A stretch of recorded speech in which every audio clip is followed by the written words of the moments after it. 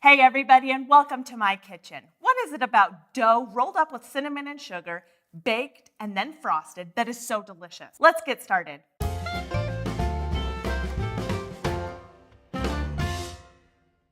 First, we are going to make our sweet dough.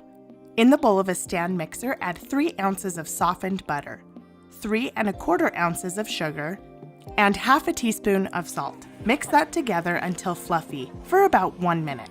Make sure to scrape down the sides of the bowl. Then add 1 egg, and if you want to, you can add the zest of 1 lemon. The first time I made these, I used the lemon and I thought it was delicious, but my kids did not. So for now, I'm leaving out the zest. Cream all of that together for about 2 minutes or until creamy. A cinnamon bun is a sweet roll served commonly in Northern Europe and North America. In North America, they are mostly eaten for either breakfast or dessert. How fun that this food can be what you wake up to and what you eat right before bed. That is my kind of food. Make sure to scrape down the sides of the bowl and then add 16 ounces of bread flour, 8 ounces of buttermilk, and 1 package or 1/4 ounce of yeast. Mix that just until it comes together and then switch to the dough hook so it can knead the dough. Knead the dough for a whole 10 minutes. Kneading helps the gluten to form in the dough and creates the sturdy structure needed for the rolls. If you don't have an electric mixer, you can do this whole process by hand. It will just require more time and a lot more muscle. After the 10 minutes are up, lightly oil a bowl and add the dough. The dough should be soft and just slightly sticky, not so much that it sticks to your hands.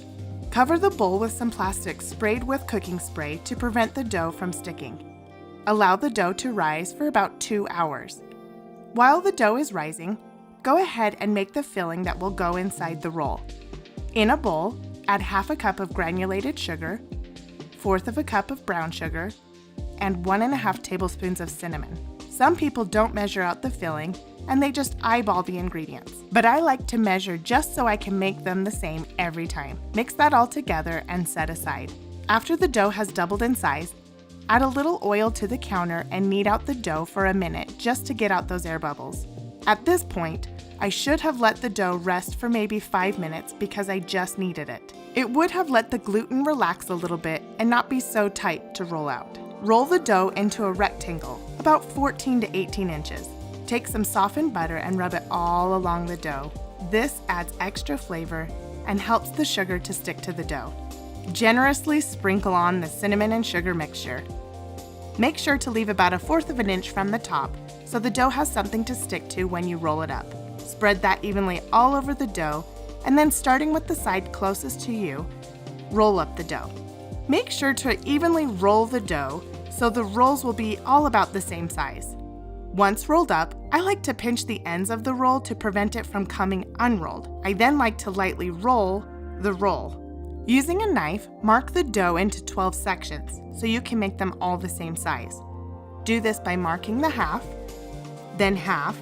and then into thirds. I hope this makes sense. To cut the dough, you can use a piece of dental floss. Just slide the floss under the dough, cross over, and cut. This is a great tool to use so you don't smash the dough when cutting. But I prefer to use my knife because there is something fun about cutting dough. Place the rolls in a greased 9 by 13 inch pan or on a cookie sheet. Place a clean towel over the rolls and let them rise for an hour and a half or until about double in size. If you want, at this point you can put plastic wrap on them and put them in the fridge overnight and bake them in the morning. Just make sure you give them time to warm up to room temperature and let them rise before baking. After the 90 minutes, brush the rolls with some melted butter. Yes, more butter.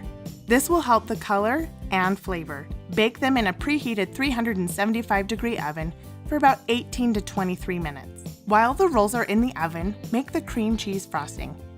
In a bowl, add 8 ounces of softened cream cheese, 4 ounces of butter, and cream that all together. Scrape down the sides of the bowl and add 2 cups of powdered sugar. Turn the mixer on low so you don't have powdered sugar flying out of the bowl and all over your kitchen.